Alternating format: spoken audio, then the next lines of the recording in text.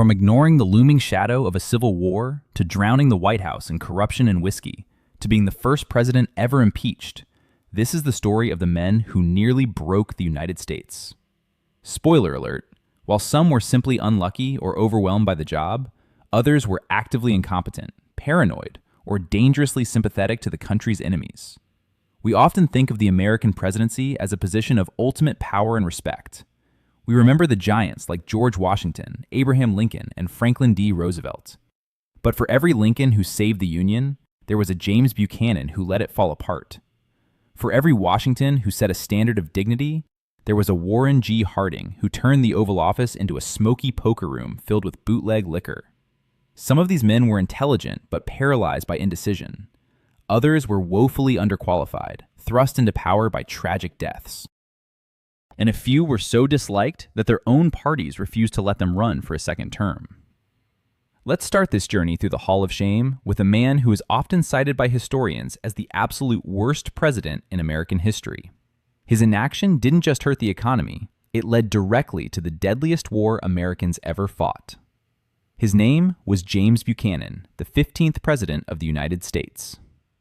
If there was ever a wrong man for the job at the wrong time, it was him. When Buchanan took office in 1857, the United States was a powder keg waiting to explode. The issue of slavery was tearing the nation in half. Northern states demanded an end to the practice, while Southern states threatened to leave the Union if their rights were touched. A strong leader might have found a compromise or taken a firm stand to preserve the country. Buchanan did neither. He was what people at the time called a doughface, a Northerner with Southern sympathies. He believed that the Constitution protected slavery, and even worse, he believed the federal government had absolutely no power to stop a state from seceding. Think about that for a second. The President of the United States openly stated that if a state wanted to leave the country, there was nothing he could do about it. It was practically an invitation for the South to rebel. And that is exactly what happened. Following the election of Abraham Lincoln in 1860, Southern states began to secede one by one. South Carolina led the way, followed by Mississippi, Florida, Alabama, Georgia, Louisiana, and Texas. They seized federal forts, arsenals, and custom houses. They were actively stealing United States property and preparing for war. And what did James Buchanan do? He sat in the White House and watched. He argued that while secession was illegal, making war against the seceding states was also illegal. He trapped himself in a loop of logic that resulted in total paralysis. As the country crumbled around him, he reportedly told his incoming successor, Abraham Lincoln, "My dear sir, if you are as happy in entering the White House as I am in leaving it and returning to Wheatland, you are a happy man indeed." He was relieved to hand over a broken country. But his failure wasn't just political, it was personal. Buchanan is the only bachelor president in U.S. history, and his close relationship with Alabama Senator William Rufus King has led to decades of speculation. But regardless of his personal life, his professional life was a disaster.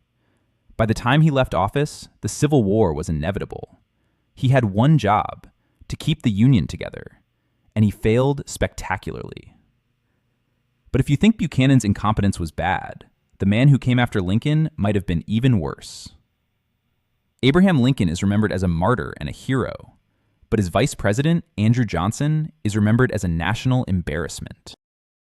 Johnson took office after Lincoln's tragic assassination in 1865. The Civil War was over, but the hard work of Reconstruction, rebuilding the South and integrating millions of formerly enslaved people into society, had just begun. Lincoln had a vision of malice toward none and charity for all. Andrew Johnson, however, had a very different vision. Born into poverty in North Carolina, Johnson was a stubborn, angry man who held deep racist views. He had remained loyal to the Union during the war, which is why Lincoln picked him as a running mate to show unity. But once Lincoln was gone, Johnson's true colors came out. He didn't want to protect the rights of freed slaves. In fact, he wanted to bring the old Southern elite back into power as quickly as possible. While Congress passed laws to protect the rights of Black Americans, Johnson vetoed them. He vetoed the Civil Rights Act of 1866. He vetoed the Freedmen's Bureau legislation. He fought against the 14th Amendment, which granted citizenship to everyone born in the United States. He wasn't just passive like Buchanan. He was actively fighting against his own government's attempt to create a more equal society. Congress was furious. The radical Republicans who controlled the legislature despised him. The conflict got so bad that Johnson became the first president in history to be impeached.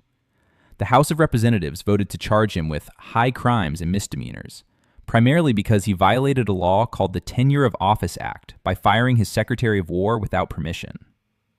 The trial in the Senate was intense. The entire country watched to see if the president would be removed from office. In the end, Johnson survived by a single vote. Just one vote kept him in the White House. But his power was gone. He spent the rest of his term as a lame duck, bitter and isolated. He is often ranked as one of the worst presidents, not just because he was stubborn, but because he wasted a golden opportunity to heal the nation properly after the Civil War. Instead, his policies allowed the Jim Crow era to take root, causing a century of suffering. However, sometimes a president isn't malicious. Sometimes they are just tragically overwhelmed by grief. This brings us to Franklin Pierce, the 14th president. Before he even took the oath of office, Pierce suffered a loss so devastating that it likely destroyed his presidency before it began. In January 1853, just weeks after being elected, Pierce and his family were traveling by train. Suddenly, the train car derailed and tumbled down an embankment. Pierce and his wife Jane survived with minor injuries, but their 11-year-old son Benny was crushed to death right before their eyes. It was a gruesome, horrific accident. Pierce entered the White House as a broken man. His wife, believing the accident was a punishment from God for her husband's political ambition, refused to participate in social life. She spent her days in her room, writing letters to her dead son. Pierce fell into a deep depression and, according to many historians, began drinking heavily. He was emotionally unequipped to deal with the rising tensions between the North and South. Desperate to keep the peace and please everyone, he signed the Kansas-Nebraska Act in 1854. This law was a disaster. It allowed new territories to decide for themselves whether to allow slavery. Instead of democracy, it created chaos. Pro-slavery and anti-slavery settlers rushed into Kansas, leading to violent clashes, massacres, and burning towns. The territory became known as Bleeding Kansas. It was a prelude to the Civil War, and Pierce had lit the match. He was so unpopular by the end of his term that his own party, the Democrats, refused to nominate him for re-election. They essentially told him, "Go home, you've done enough damage." Pierce famously told a friend after leaving the White House, "There's nothing left to do but get drunk." And sadly, that is largely what he did until his death. But while Pierce and Buchanan failed to stop a war, our next contender failed to stop his friends from robbing the country blind. Warren G. Harding is often remembered as the president who just wanted to be liked. He was a handsome man with a distinguished presidential look, but behind closed doors, his administration was a circus. Harding was elected in 1920, promising a return to normalcy after World War I. But his idea of normalcy involved playing poker with his buddies, drinking whiskey during Prohibition, and having multiple extramarital affairs. One of his mistresses, Nan Britton, even claimed she gave birth to his illegitimate daughter, and that they had secret trysts in a White House closet. But the scandals in his personal life were nothing compared to the scandals in his cabinet. Harding appointed his friends to high positions, a group that became known as the Ohio Gang. These men were not qualified statesmen. They were opportunists looking to get rich. The most famous scandal was Teapot Dome. Harding's Secretary of the Interior, Albert Fall, took control of strict naval oil reserves in Teapot Dome, Wyoming. Instead of protecting this oil for the Navy, Fall secretly leased the land to private oil companies in exchange for massive bribes. We are talking about hundreds of thousands of dollars in cash, cattle, and Liberty bonds. It was the first time in American history that a cabinet member went to prison for crimes committed while in office. Harding, however, never faced the consequences. As the stress of the scandals began to mount, he went on a cross-country tour to escape the heat in Washington. During the trip, he died suddenly of a heart attack in a San Francisco hotel. Some conspiracy theorists at the time suggested his wife, Florence, might have poisoned him to save his reputation or out of jealousy over his affairs. While there is no evidence for this, his death certainly saved him from the humiliation of impeachment. Harding once said to a friend, "I have no trouble with my enemies, but my damn friends, they're the ones that keep me walking the floor nights." He was right. If Harding was the poster child for corruption, our next president is the poster child for economic collapse. Herbert Hoover was actually a brilliant man before he became president. He was a mining engineer and a humanitarian who saved millions of people from starvation in Europe after World War I. He was called the Great Humanitarian. But then came 1929. Less than a year after Hoover took office, the stock market crashed. The Great Depression began, and the American economy fell off a cliff. Banks failed, factories closed, and millions of people lost their jobs and their homes. Hoover's response? He did very little. At least, very little that actually helped. He believed in rugged individualism. He thought that giving direct government aid to people would make them lazy and dependent. He kept insisting that prosperity is just around the corner, while families were starving in the streets. Homeless shantytowns began popping up in major cities. These makeshift villages of cardboard and scrap metal were sarcastically named Hoovervilles. Newspapers used to cover people sleeping on park benches were called Hoover blankets. Empty pockets turned inside out were Hoover flags. He became the most hated man in America. But the moment that truly sealed his reputation as a failure came in 1932. Thousands of World War I veterans marched on Washington, D.C., demanding the bonus payment they had been promised for their service. They were desperate and hungry. They set up a camp near the Capitol. Instead of listening to them, Hoover ordered the army to clear them out. Under the command of General Douglas MacArthur, troops used tear gas and bayonets against American veterans. They burned down the camp. The image of the U.S. Army attacking its own war heroes was the final nail in the coffin for Hoover's presidency. He was crushed in the next election by Franklin D. Roosevelt, and his name became synonymous with indifference to suffering. While Hoover is blamed for the Depression, another president is blamed for being a traitor. John Tyler was never supposed to be president. He was the vice president under William Henry Harrison, the man who died just 31 days into his term. When Tyler took over in 1841, nobody knew what to do. The Constitution was vague about whether he was actually the president or just the acting president. Tyler insisted he was the real deal. But his cabinet didn't respect him, and his party, the Whigs, hated him. Tyler vetoed almost every bill his own party tried to pass. He was so obstructionist that the Whigs actually kicked him out of the party while he was still president. He's the only president to be expelled from his own political party. His entire cabinet resigned in protest, except for one man. He was called His Accidency by his critics. But Tyler's worst actions came after his presidency. When the Civil War broke out, Tyler didn't just sympathize with the South, he joined them. He was elected to the Confederate House of Representatives. He's the only U.S. president to officially join a foreign government that was at war with the United States.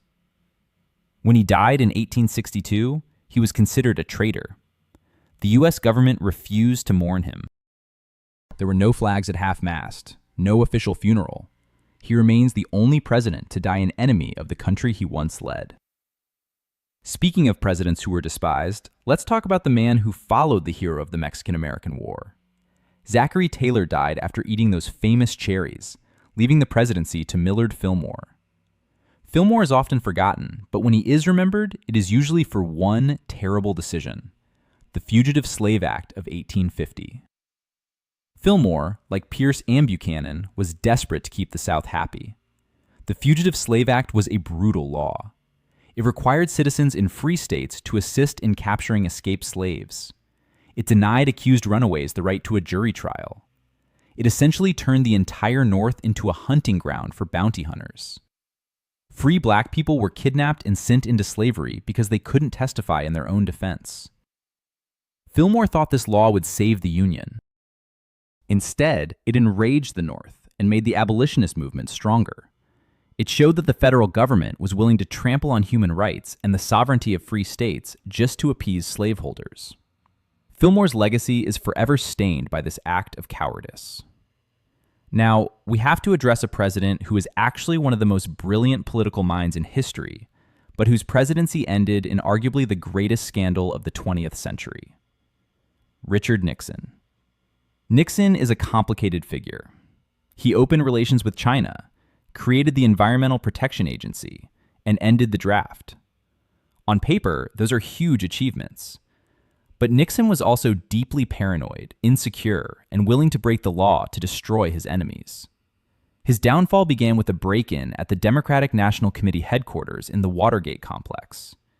It was a clumsy attempt to bug the phones of his political opponents. When the burglars were caught, Nixon could have fired the people responsible and apologized. Instead, he ordered a cover-up. He tried to use the CIA to stop the FBI's investigation. He paid hush money to the burglars. He fired the special prosecutor appointed to investigate him in an event known as the Saturday Night Massacre. But what truly destroyed him were the tapes. Nixon was so obsessed with history and control that he had installed a secret voice recording system in the Oval Office. He recorded everything. When the Supreme Court forced him to release the tapes, the world heard the President of the United States plotting crimes, using racial slurs, and sounding like a mob boss. The smoking gun tape proved he knew about the cover-up from the very beginning. Facing certain impeachment and removal from office, Nixon became the first and only president to resign. His famous line, "I am not a crook," became the punchline of the century. He shattered the American people's trust in their government, a wound that has never fully healed. But let's step back to the 19th century for a moment to look at a president whose reputation has taken a nosedive in recent years, Andrew Jackson. For a long time, Jackson was celebrated as a champion of the common man. He was a war hero, a tough guy, old hickory. But today, many historians view him as an authoritarian who committed atrocities. Jackson's presidency was defined by his aggressive use of the veto and his hatred of the national bank. But his darkest legacy is the Indian Removal Act of 1830. Jackson ignored the Supreme Court, which had ruled that the Cherokee Nation was sovereign. He famously reportedly said, "John Marshall has made his decision, now let him enforce it." He ordered the forced removal of tens of thousands of Native Americans from their ancestral lands in the Southeast to territories west of the Mississippi. This brutal march became known as the Trail of Tears. Thousands of men, women, and children died of cold, hunger, and disease. It was an act of ethnic cleansing, carried out by the President of the United States in direct defiance of the law. Jackson also destroyed the economy. His war against the Bank of the United States led to the Panic of 1837, a massive economic depression that hit just as he was leaving office. He left the mess for his successor, Martin Van Buren, to clean up. Jackson was a strong leader, yes, but his strength was often used for cruel and destructive ends. And then there is Ulysses S. Grant. Like Hoover, Grant was a hero before he became president. He was the general who won the Civil War. He was a brilliant military strategist. But as a politician, he was naive and arguably too trusting. Grant's administration is legendary for its corruption. It seems like everyone around him was stealing money. There was the Credit Mobilier scandal, where railroad companies bribed congressmen. There was the whiskey ring, where distillers and tax officials stole millions in tax revenue. There was the Indian ring, where officials took bribes to sell trading posts on reservations. Grant himself wasn't stealing, but he defended his friends long after they were proven guilty. He was loyal to a fault. He lacked the political instinct to root out the rot in his own government. His presidency proved that being a great general does not make you a great president. The corruption of the Gilded Age flourished under his watch, leading to massive inequality and cynicism.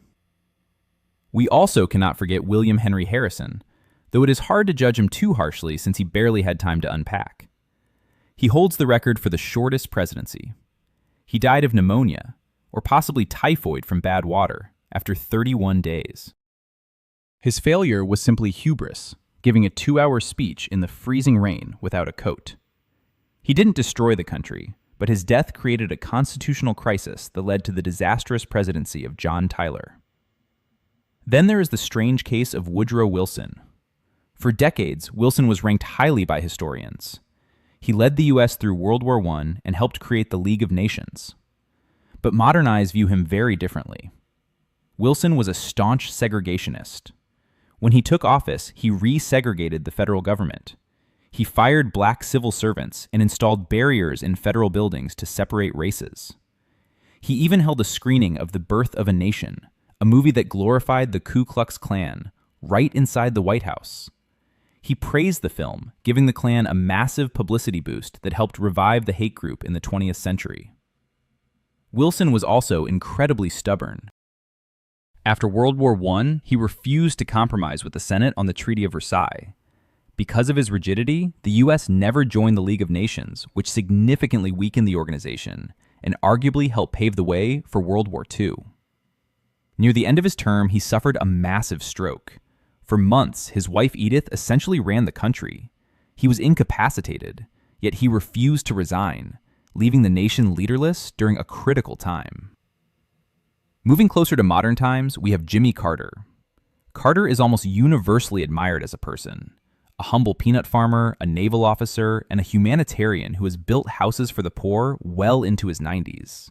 But as a president, he struggled immensely. His term was plagued by stagflation, a terrible combination of high inflation and high unemployment. Gas prices skyrocketed, and people waited in lines for hours to fill up their cars. Carter seemed unable to fix the economy. Then came the Iran hostage crisis. 52 American diplomats and citizens were held hostage for 444 days. Carter's attempts to rescue them failed, including a disastrous military operation in the desert that resulted in a helicopter crash and the death of 8 servicemen. He looked weak and ineffectual on the world stage. His famous crisis of confidence speech, where he seemed to blame the American people for being too pessimistic, backfired completely. He was voted out in a landslide, though his post-presidency reputation has recovered significantly. It is interesting to note that bad presidents often come in clusters. The years leading up to the Civil War gave us Fillmore, Pierce, and Buchanan, a trifecta of failure that almost ended the American experiment. The 1920s gave us Harding and Coolidge, who many blame for ignoring the signs of the coming crash, leading into Hoover. Bad leadership is contagious. It sets a precedent. When a president ignores the law, like Jackson, or ignores the suffering of the people, like Hoover, it damages the institution itself. But there is a silver lining to this tour of incompetence. The United States survived them all. The country survived a civil war triggered by Buchanan's inaction. It survived the Great Depression that Hoover couldn't fix. It survived the constitutional crisis of Nixon and the corruption of Harding. The system was designed by the Founding Fathers with checks and balances for a reason. They knew that sooner or later, a bad apple would end up in the highest office. They knew that demagogues, fools, and tyrants would eventually try to take the wheel. And while these men certainly tested the strength of the Constitution, they couldn't break it. We have had presidents who were drunk, presidents who were dying, presidents who were criminals, and presidents who were just plain stupid. Yet the Republic still stands. Some of these men, like Grant and Carter, were good men who were bad at the job. Others, like Tyler and Nixon, had deep character flaws that poisoned their leadership. And some, like Buchanan, were simply cowards when history demanded courage. Ranking the worst is always subjective. If you value the economy, Hoover might be your number one. If you value human rights, Jackson or Wilson might top your list. If you value the integrity of the office, Nixon or Harding takes the crown. But most historians agree that James Buchanan stands alone at the bottom. Because while corruption and bad economics are terrible, losing half the country and watching 600,000 Americans die in a war you helped cause is a level of failure that is hard to beat. It serves as a reminder that the person sitting in the Oval Office matters. Their decisions, or their lack of decisions, have consequences that can last for generations. From the Trail of Tears to the Watergate tapes, the history of the presidency is not just a parade of heroes. It is also a warning. A warning that democracy is fragile. A warning that character counts. And a warning that sometimes the biggest threat to the country isn't a foreign army, but the man sitting behind the Resolute desk. So the next time you complain about a current president, whoever they might be, just remember, it could be worse. You could have a president who eats a bowl of cherries and dies, leaving the country in chaos. You could have a president who lets the state secede while he packs his bags. Or you could have a president who gambles away the White House china while his friends sell the Navy's oil. History is full of surprises, and the list of worst presidents is a club that no one wants to join. But somehow, it keeps getting new members. Who knows how history will judge the leaders of today in 50 or 100 years? Only time will tell. But one thing is for sure, the bar for worst has been set incredibly high, or rather, incredibly low by the men we've talked about today. From the paralysis of Buchanan to the paranoia of Nixon, these are the leaders who taught America what not to do. And in a strange way, we should be thankful for them. Because nothing teaches a nation the value of good leadership quite like surviving a catastrophe of bad leadership. The United States has weathered storms, wars, and depressions. It has survived the incompetence of the 19th century and the scandals of the 20th. And as long as the people remember these stories, hopefully, we can avoid repeating the mistakes of the past. But then again, as Mark Twain reportedly said, history doesn't repeat itself, but it often rhymes. Let's hope the next rhyme isn't quite as disastrous as the administration of James Buchanan. Because if there is one lesson to take away from this, it is that the presidency is a heavy burden. It requires wisdom, courage, and a strong moral compass. Without those, the most powerful office in the world becomes the most dangerous. And as we have seen, the damage can be almost impossible to undo. So, who do you think deserves the title of the absolute worst? Is it the man who let the Civil War happen? The man who resigned in disgrace? Or someone else entirely? The debate will continue as long as the Republic stands. But for now, the title belongs to the man who sat by the window, watched the South leave, and did absolutely nothing.